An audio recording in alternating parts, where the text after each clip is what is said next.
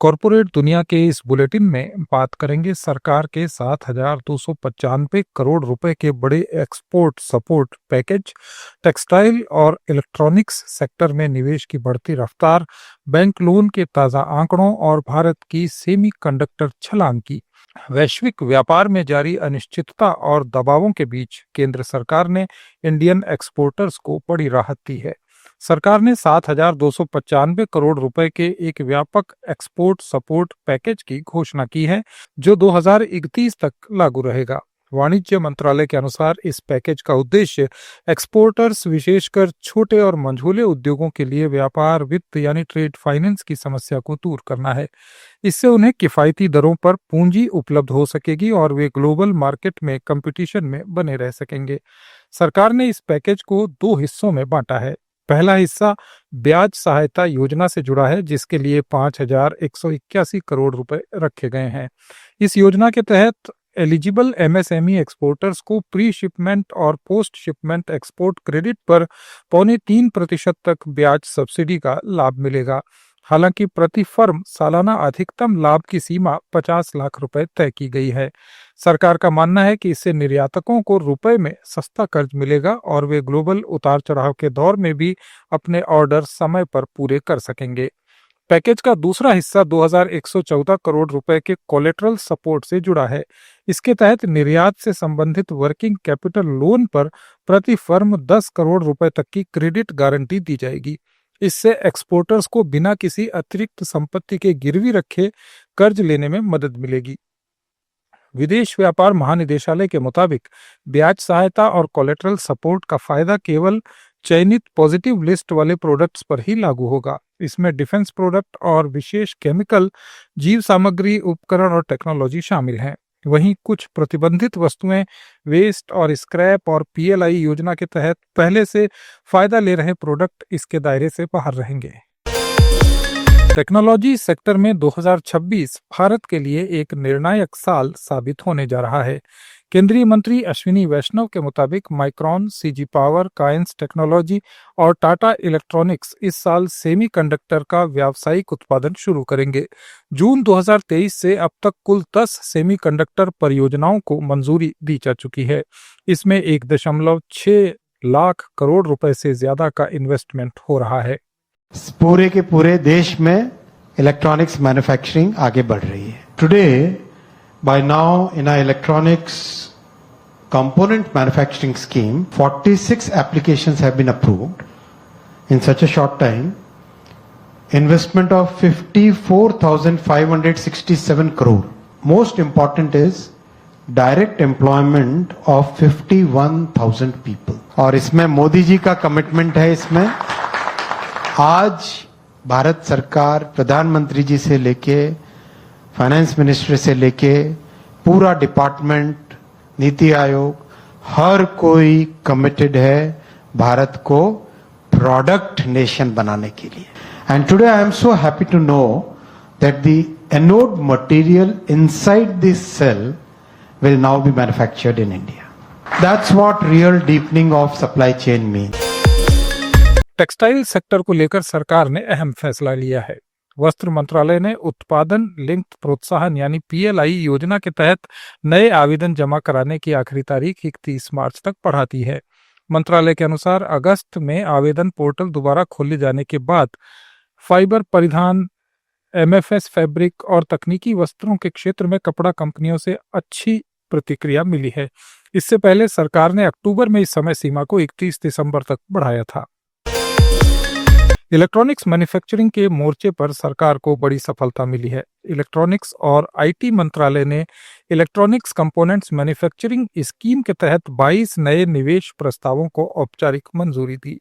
इन परियोजनाओं से देश में 41,863 करोड़ रुपए का इन्वेस्टमेंट आने का अनुमान है।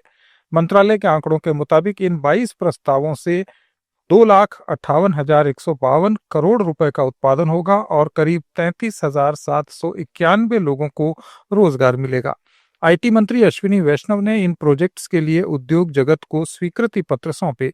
ये कदम भारत को ग्लोबल इलेक्ट्रॉनिक सप्लाई चेन में चीन के एक मजबूत अल्टरनेटिव के रूप में स्थापित करने की स्ट्रेटेजी का एक हिस्सा है।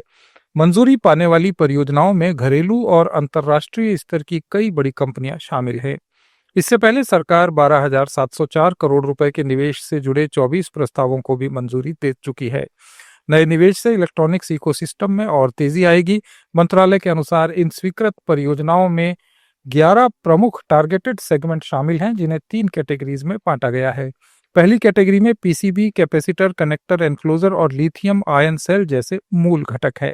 दूसरी श्रेणी में कैमरा मॉड्यूल, डिस्प्ले मॉड्यूल और ऑप्टिकल ट्रांसीवर जैसी सब असेंबली शामिल हैं, जबकि तीसरी कैटेगरी में एल्यूमिनियम, एक्सट्रूजन, एनोड सामग्री और लेमिनेंट्स आते हैं। इनका इस्तेमाल मोबाइल फोन, आईटी उपकरण, उपभोक्ता इलेक्ट्रॉनिक्स, ऑटोमोटिव और आईटी हार्डवेयर जैसे क्षेत्रों में किया जाएगा।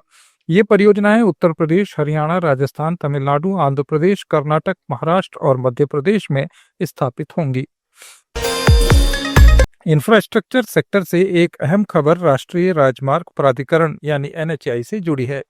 एनएचएआई द्वारा प्रायोजित राजमार्ग इंफ्रा इन्वेस्टमेंट ट्रस्ट को केयर रेटिंग्स लिमिटेड से लॉन्ग टर्म बैंक सुविधाओं के लिए AAA यानी स्टेबल रेटिंग मिली है।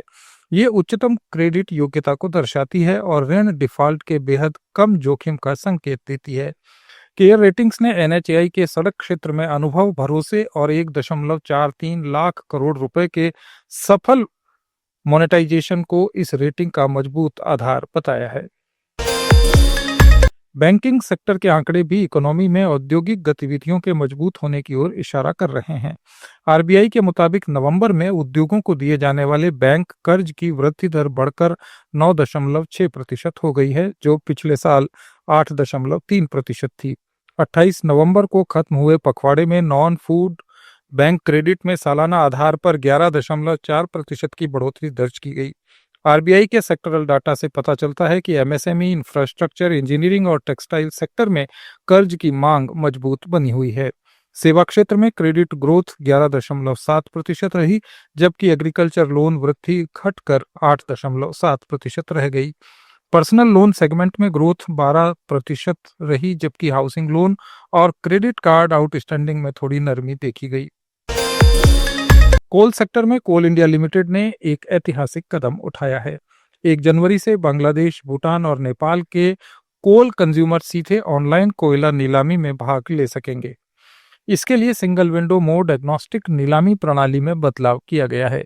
विदेशी खरीदारों को एक बार रजिस्ट्रेशन कराना होगा और पूरी बोली प्रक्रिया डिजिटल होगी। भुगतान विदेशी मुद्रा प्रबंधन अधिनियम के नियमों के अनुसार करना होगा। और आखिर में अडानी एंटरप्राइजेस की एक बड़ी खबर। कंपनी 6 जनवरी से 1000 करोड़ रुपए का पब्लिक बॉन्ड इशू लॉन्च कर रही है। इसमें 500 करोड़ रुपए का ग्रीन शू ऑप्शन शामिल है। 2, 3 और 5 साल की मैच्योरिटी वाले बॉन्ड पर 8.6 से 8.9% तक ब्याज मिलेगा। इस इशू को केयर और इक्रा से AA रेटिंग मिली है और रिटेल इन्वेस्टर्स के लिए 35% हिस्सा रिजर्व रखा गया है। ये थे कॉर्पोरेट जगत के आज के कुछ अहम समाचार। अपडेट्स के लिए जुड़े रहिए लेट्स माइक के साथ।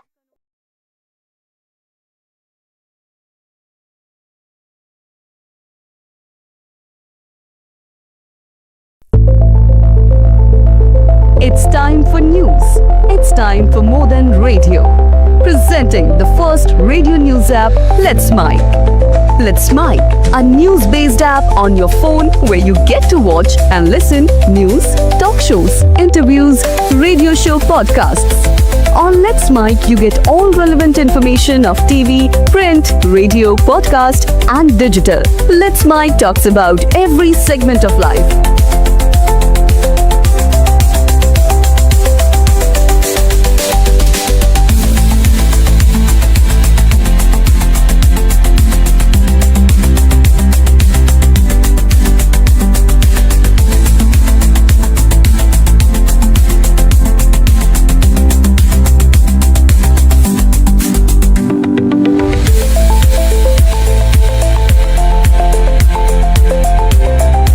Download the app now from Play Store. Available both on Android and iOS mobile phones.